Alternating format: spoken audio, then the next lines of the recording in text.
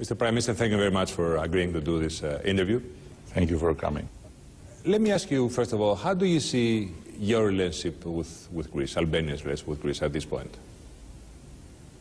I think if we see it through the big picture, it's a very important relation. And it has been clear also in our foreign policy strategy that Greece is a strategic partner with whom we have many things to share and, of course, many things to achieve for a better future. But in the same time, we have to go time after time in the smaller picture, which has to do with pending issues that, in my view, we need to solve with dialogue, with mutual generosity and understanding, and with the clear conviction that the interests of both Greeks and Albanians is much bigger than what these issues can do to us in impeding to build together a brighter future. Now, I want to ask you, I remember an interview you gave us back in 2003, I think it was. You were the mayor then. And you said something that really struck me. You said that the problem with the Balkan countries and our countries is that there is too much history. And then I remember that, and then I saw the posting you did at the Facebook about an Albanian saving the Parthenon. And I said, something has changed with Endi Rama here. Has something changed? Isn't it amazing? I couldn't believe when I saw the buzz, this picture created in Greece, while I'm simply maintaining pictures chronicle in my Facebook, which goes on every day at 8 p.m. and which has to do with history, but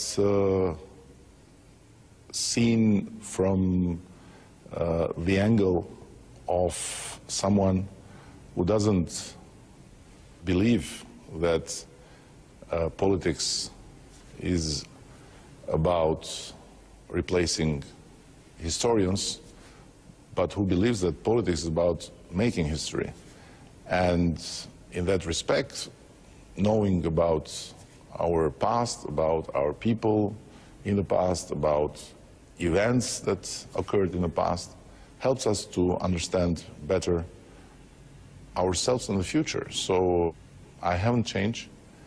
On the contrary, I think that this is a detail that shows a lot about how we can get lost in translation. Because what I said was meant to be not only friendly, but also revealing about the relation that goes far back in time and that has so many shining examples of people that we know, people that we don't know, Albanians and Greeks that have made for each other and for our countries very good things. But, despite whether it's accurate historically or not, you must have known that this was going to create a stir in Greece. No, no. On the contrary, the fact that Albanians have contributed to the good of Greece and Greek society, and the fact that many people were speaking Albanian at the time doesn't make of Athens a Greek city, an Albanian city. So I wanted simply to tell that this is about the very fact that we have been so tight because of our history and because of these people that we have always to think how many important things we can do for each other and how good we can be to each other instead of drowning in very, obscure waters of nationalism, of hatred, of conflict, and of media manipulation that is a result of politicians that look more for the next elections than for the next generations. To close this chapter, I mean, what if our Prime Minister, Mr. Tsipras, posted on the Facebook a posting saying that your national hero, Skender Bey, who, according to some serious historians, was at least half Greek, you know, saved Albania? How would you and how the average Albanian would react to that? First of all, I don't think it's the same, because it doesn't mean an offense. On the contrary, it means nice historical fact that one Albanian found himself in the right place, in the right time, was the right person to make this negotiation at that time and to avoid the bombarding of Acropolis. So he could be very well Greek, he could be very well Chinese, but it happened he was Albanian. And I didn't want to say that Albanians saved Greece. I wanted simply to say that our life has been so interconnected and our people have been so merged one to the other in different periods of time that we have so many bright examples that can learn us a lot about how much we have done for each other when we have meant good and how much we can do for each other when we mean good. So it's not about contesting the nationality of national heroes, because at the end, you know, if we go deep, deep, deep, we may find ourselves that we are cousins. So what? I want to ask you, what is the concept of, I think you call it the natural Albania? What is the natural Albania? Instead of a greater Albania, that is sort of the natural borders of Albania. Very interestingly, greater Albania or natural Albania or whatever different Albania in terms of size, in terms of geography or whatever, are not notions that have been produced by us. So natural Albania is a notion that has been produced by others who have feared it or who have created it because of certain agendas. But it's like, you know, blaming Greeks today for the Megala idea, which was a kind of idea of certain period that has nothing to do with our times. So the natural Albania, if I may say, is European Albania that need to be part of this European family. And yes, we have a very interesting history because we are a nation with two states. We have Albania, we have Kosovo. We have Albanian people living in south of Serbia, living in Macedonia, living in Montenegro. So what? There is no plan, there is no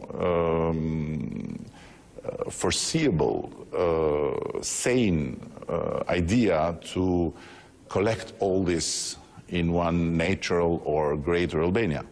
Yes, we can be all part of a greater Europe, which will be really great if we would have all of us in, like citizens of it, and where borders become irrelevant in terms of communication, in terms of exchanges, in terms of living together in the same European space. Just to make clear about this, your official policy is that Albania keeps its borders the way they are today. No doubt. But then, you know, the question is, we've seen in Albanian schools, or the other day the Greek government caught two people working for the Albanian government, you know, carrying literature with irredentist kind of propaganda. And, you know, we see occasionally this kind of maps, you know, with the greater Albania. What does it mean, irredentist propaganda? I don't think that is irredentist to tell our kids where Albanians lived. And I don't think it's irredentist to tell people that it was an area that was named Chamuria, and where Albanians lived, and where they, unfortunately, this is not what we tell kids, but this is what we are seeing, people cannot even go. Can you imagine it? People cannot even drive and travel and go there where their homes were, where their families were. Because of what? We don't have any claim, and nobody can have such a claim like border change strategy to get part of Greece, or to get a part of Serbia, or to get a part of Macedonia, and to make it a natural Albania. No, we simply believe that it's time to overcome all these obstacles of the past and to look each other in the eyes and say, is it possible that people of 80 years old, women and men, that have been forced to leave their homes cannot go back to visit? Is it possible that people that are from this region, Albanians, cannot cross the border of a great European neighbor country as Greece? Is it possible? What is irredentistic on that? There is nothing. By the way, I want to say that exactly by being hostage of such subjects and by looking to them with the eyes of the past, we nourish nationalism, we fuel nationalism, we give to nationalists arguments and fuel to exist. So why to not see it differently? And why not say, yes, there is a problem. These people have been eradicated by their homes. Their homes are in Greece, and they have the right to go back if they want. They have the right to claim their properties if they want. What's the point? About this, one is, as you know, there are very vivid memories from World War II where some of these, not these people, but their parents and the grandparents, they committed some crimes against Greeks during the occupation. And the other question is, they can go through the Greek legal system, they can go to the European Court of Justice and claim what they want. Yes, but I'm talking about crossing the border. I'm talking about traveling freely as they travel everywhere in Europe. As Albanians travel freely, other Albanians travel freely in Greece. They can't. Their passports are just abused in the Greek border and they are sent back. I'm talking about old people, 80 years old woman I met, and I couldn't believe it. She said to me, I have a dream to see for my last time in life the house from where I was taken out when I was a child. I can't. Of course, there were people collaborating, but where in this world we have seen generations being cursed with the impossibility to have their own rights because of predecessors having been collaborators. And where in the world we have seen a whole community to be labeled as collaborator. That's why I'm saying we should not go in these details. And you are right, when politicians start to write history, they can do only harm. But politicians are obliged to read history and to take the lessons. And last but not least, do the Greek people know that we are in a state of war? So there is a royal decree still in place. And I am telling to my friends in Greece, I've told to George Papandreou, I've told to Samaras, I've told to Alexis Tsipras. By the way, people I respect. Papandreou, a man of great intentions. Samaras, a man of great resolve. Tsipras, a man of great passion. That, listen, why do not get rid of this state of war law? And so then we can tell these people simply, it's okay, because this state of war law is used as an impediment for them to go through the legal system. But this was revoked in 1987. No. I mean, officially it has been revoked. No, no. And we live in a Balkanic perfect paradox. We have a friendship treaty with Greece, and we have a state of the war law in the same time. Our friends say, what does it mean? It's nothing. Okay. So, by the way, if it's nothing, why we don't take it off? It's nonsense. So these are things that we can easily solve if we don't think about the next elections, if we think about the next generation. We can do great things together. And by the way, you know, I cannot stand the fact that there are people back there that think of me as a person with anti-Greek sentiments. But I'm happy because there are many people here that think of me as a pro-Greek. So I must be doing something very right because nobody seems happy. So it's okay. I challenge you. There is no map of any greater Albania in any school book.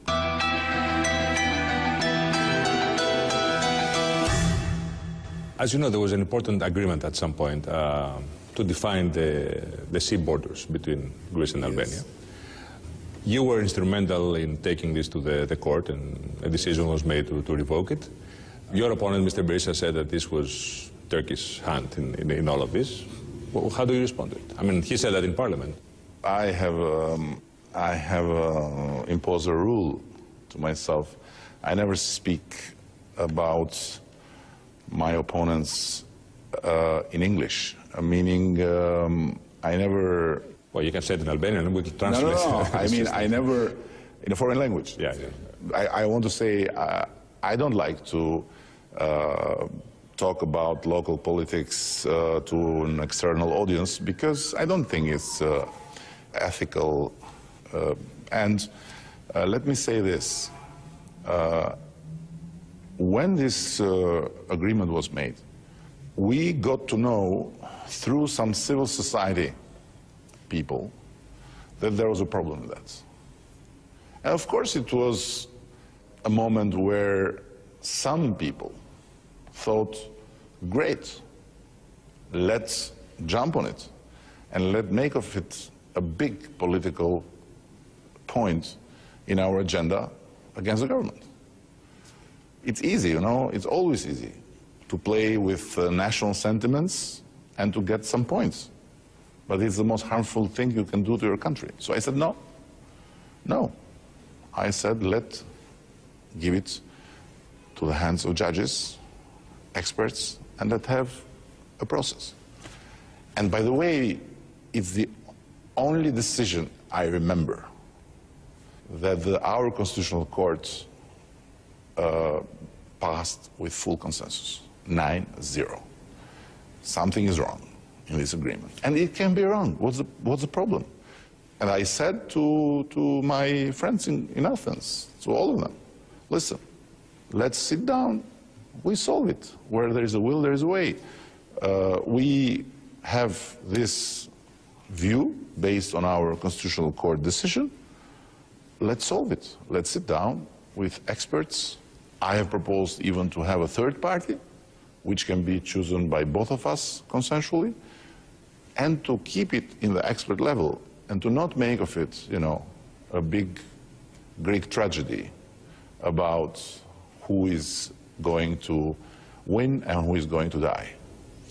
But, you know, our experts, they tell me that it's really striking to them that the decision of the Supreme Court, a couple of paragraphs, which are the key paragraphs, are incredibly similar to diplomatic demarches that Turkey has made to Greece about our own bilateral relationships. Is there all a coincidence there was no Turkish hand in this? You can assure me that there was no Turkish hand in this? Listen, you know, for sure, as a very navigated man in politics by the side of journalism, that we live in a very fertile ground of conspiracy theories, and there is always something behind when something happens. I can assure you that there is nothing of the sort, and it's not a secret that we have also established a strategic partnership with Turkey. It's not a secret that I am a good friend of the president. It's not a secret that we have very good relations. But all this has happened in a time when we were in opposition and we had no contact with no one in the Turkish sides. Just no contact. And this is easily to be proven. So I met for the first time Prime Minister Erdogan a few months before I was elected. First time. And I need to tell you that we never, ever had this discussion. Never, ever had this discussion. So it's a nonsense. And on the other hand, yes, exactly because we have a different position. Our friends in Greece have a different position in the expert level. We need to talk. We need to talk. And my belief is that between neighbors like us, and after a history that has shown how great things Albanians and Greeks have made together, I'm not going back to history to tell you how much I think we have done for Greece and how much Greece has done for us. You know, I never forget that we have so many Albanians living today in Greece, contributing for Greece, but after having been received as brothers, as sisters, by the Greek population. Not very generously by Greek politics, by the way, in the 90s, but very generously by Greek people. You remember very well how Greeks were received here, and when they were in hunger because of the war. So there are so many fantastic examples of what we have done for each other. And as there are moments when politics have created so much troubles. So in moments when we have problems, we need to talk more, we need to discuss more, we need to put more will and wisdom to resolve the problems, because at the end, you know, we live in a region where from the very small things, big blows happen. And last but not least, from a very small thing, a First World War started because of this region. I've been told that because this agreement is in limbo, that you have asked for information about some exploration that Greece is doing in the Ionian or in Epirus. Is that the case? Listen, we are talking about a contested area where supposedly there is also important resource of oil and gas. And I have always said, you know, why we don't see it as a big opportunity to sort it out together, and why we don't progress more in cooperation all over the places, because we can do so much together, and Albania can be a so fantastic opportunity for many Greek investors, but also Greece can have so many advantages from cooperating with Albania and Albanians. So I think we should focus on one notion. We should talk, and resolve things with patience and with will, because there is no chance to foresee a different future than a future of cooperation with each other. Let me ask you about Himara. As you know, there was a lot of controversy about that. Sure.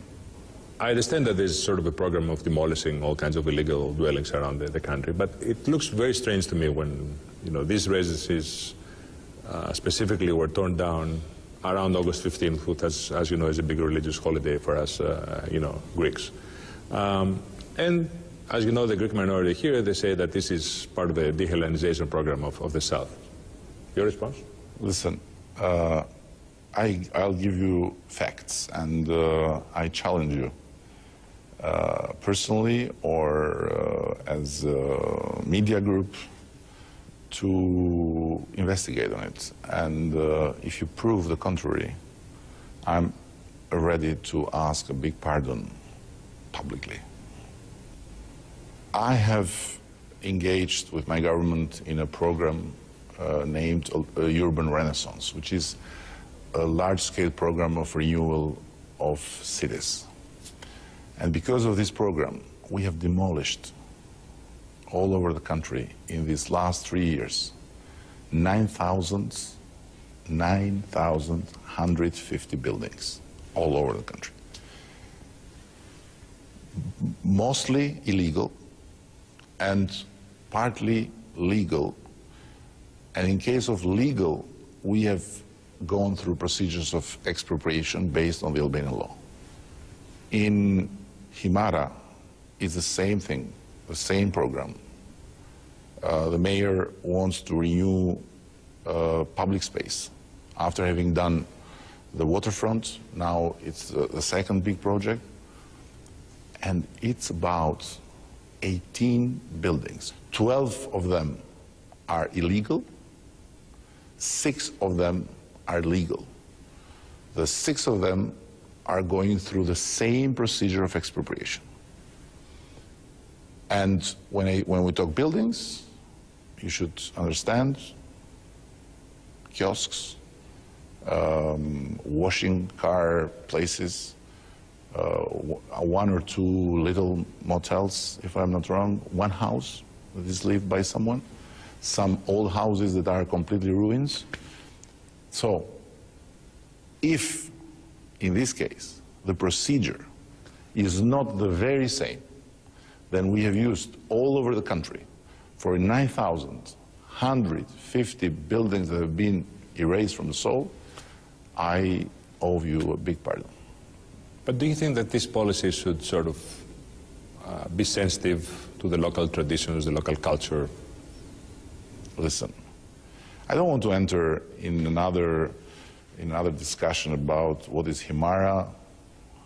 Is Himara a place where there are Greek-speaking Albanians or a place where there is a Greek minority? Because this is not for this interview. But I am telling you that there is no country in the world where, because you represent a minority, you are not subjects of the law in the country you live. The trouble would be if, because you are a minority, you are subject to an abuse of the law.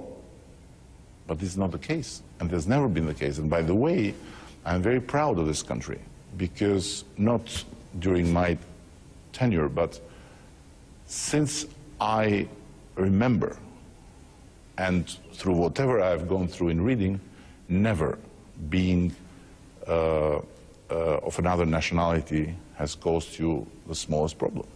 We can't imagine to tell someone here from the Greek minority, to be a sportsman and play in our national team, you have to have a different name, for example. Things that have happened, you know, but not here.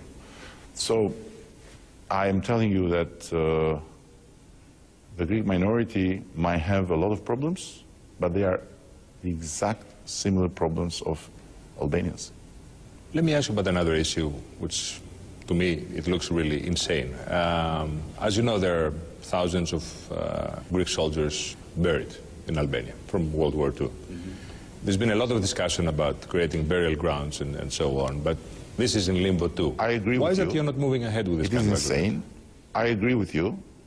It is insane, but there are many things together that need to be solved because they risk to become insane. So what we have done since day one, we have asked our Greek friends to sit down with a plan and to go through the issues.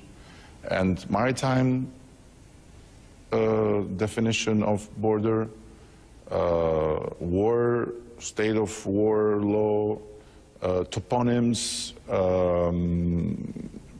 this issue of burial of Greek soldiers, and many other things, small things that need to be gone through as an agenda for the future combined with what are the pillars of a much stronger strategic partnership and cooperation we should build together. So this is what we are fighting for, and this is what we are looking for, because we think that it's time to solve it as a package, and we have had a lot of good response from the Greek side since the Samaras government, and then later on, so we are working on it. And it's really pity that this kind of, little things become so inflammatory.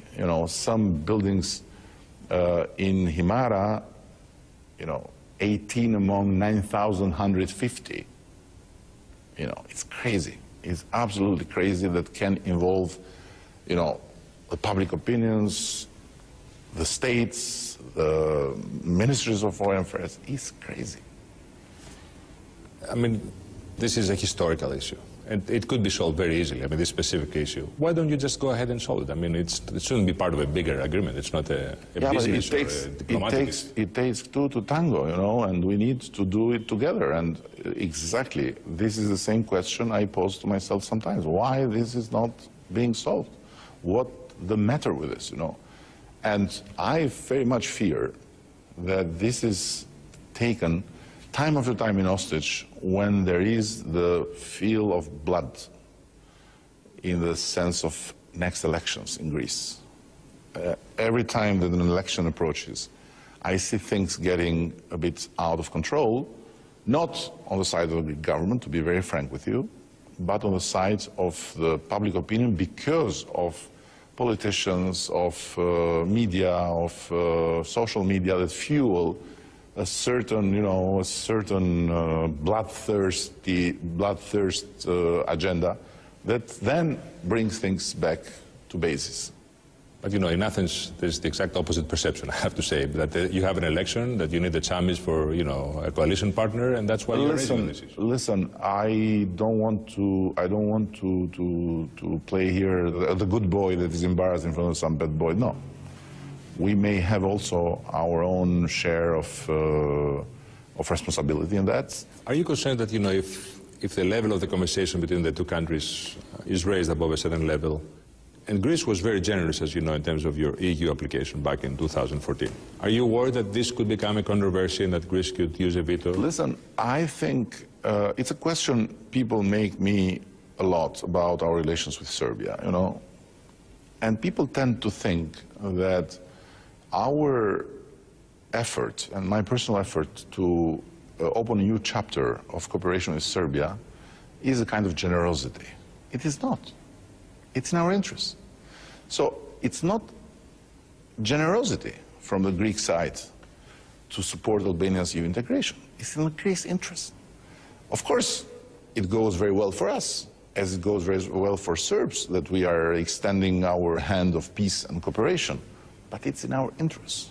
What the hell, we would do, and Greece would do, if this country would go worse and worse and would not be in the path of integration. And something about the European Union, more you are in, more you have to be accountable. So if there are problems of accountability, they can be solved better by having us in the EU. You know it. So I think, yes, Greece has been very loyal friends to us in all the years, has supported our integration process no matter what, and has done exactly what is in its best interest and should continue to do so. It's nonsense to think that instead of solving our issues, we bring them in an upper level and we, become another reason for people in Brussels to say, what the hell, these guys are history producers. But you're not worried about the Greek veto then? I mean, it's something completely out of the realm for you. I don't think that this is a sane thing to even think, because veto for what? Veto for what? It's like incredible. And I told you, if it's veto for the illegal buildings, what does it mean? If it's veto because we're speaking firmly about the need to solve some issues, we are in our rights. And I think it's in our common interest, so veto for what? In closing, I mean, let me just ask you again where we started. You, as a Prime Minister of this country, you don't have the idea of this greater or natural Albania as a plan, right? I mean, as a strategic plan. Listen, I'm too tall to think that I need to be taller, so I have never suffered any complex of greatness. And still, you know, I strongly believe that our future should be defined by our common will to be part of the European Union, of the European family, whatever this will mean in the coming years. Maybe Europe will change in one way or the other, then the Union will adopt one way or the other to this kind of changes. But there is no future in being isolated in a nationalist bunker. We have had it 50 years. What the hell we would want to prove again? So we need to be as much as possible an open society. We need to be all together, of course, Albanians, but under the European family roof. What we'll do war. What we'll do, we'll change borders for what? You know, we don't want to make Albania greater geographically. We want to make Albania greater in terms of democracy, in terms of prosperity, in terms of society. So it would help in that way, in that manner, if in schools and in communities around the world. I mean, the government didn't promote these maps with like a greater Albania. There are no maps of greater Albania anywhere. And by the way, we have another point in our talks plan with our Greek friends, which is about the textbooks. And we are working with them, you know, to have a common view on things that are sensitive to both sides. But I challenge you, there is no map of any greater Albania in any school book. If there is a mention of where Albanians have lived or where they live, this is history. This is not any basis for having a greater, whatever does it mean, Albania in terms of borders, you know. I understand somehow, but I don't want to accept this paranoia of becoming crazy just by listening the word cham or chamaria. What does it mean?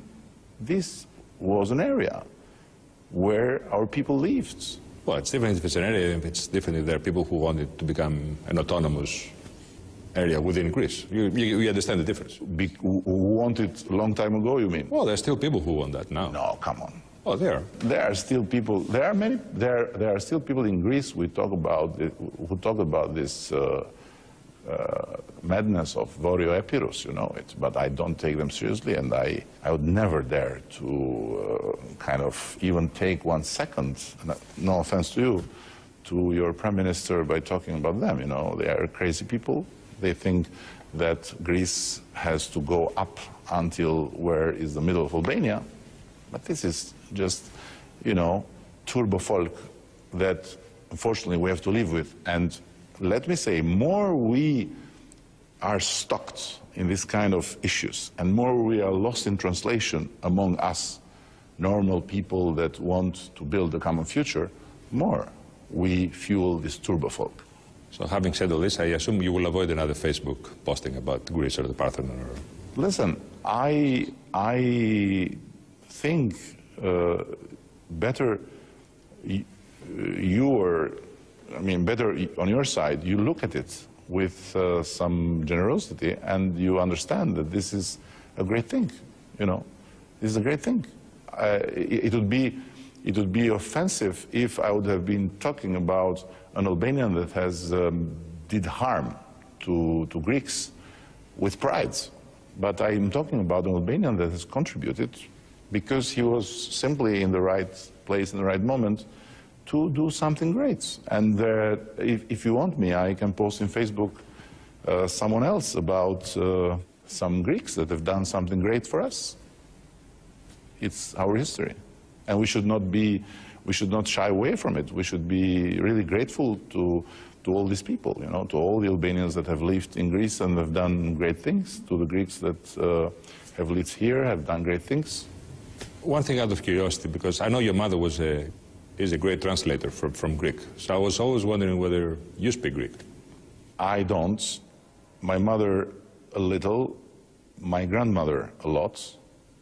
Although they are from the only village in the row of Himara area that never spoke Greek, but my brother speaks. We have been to Greece, by the way. Greece has been the first land I visited as a free citizen because we had some cousins of my mother in Corfu. And they are there since a long time. Albanians that have left Funo a long time ago. And to me it was difficult, but to my brother it was easy, so he speaks Greek. Okay, thank you very much, Mr. Prime Minister. Thank you. Η Χίος απέχει από την τουρκική ακτή 3,5 ναυτικά μίλια μόνο. Μετανάστες έφταναν πάντα τα πολλά τελευταία χρόνια στο νησί, ποτέ δεν βρέθηκαν πάνω από 80 με 100 στο έδαφος του. Και έπειτα, ξαφνικά, το 2015, οι 100 έγιναν χιλιάδες. When the rain come, we're swimming. When the wind come, we're flying, you know. Nah, this is not life. It's not our life.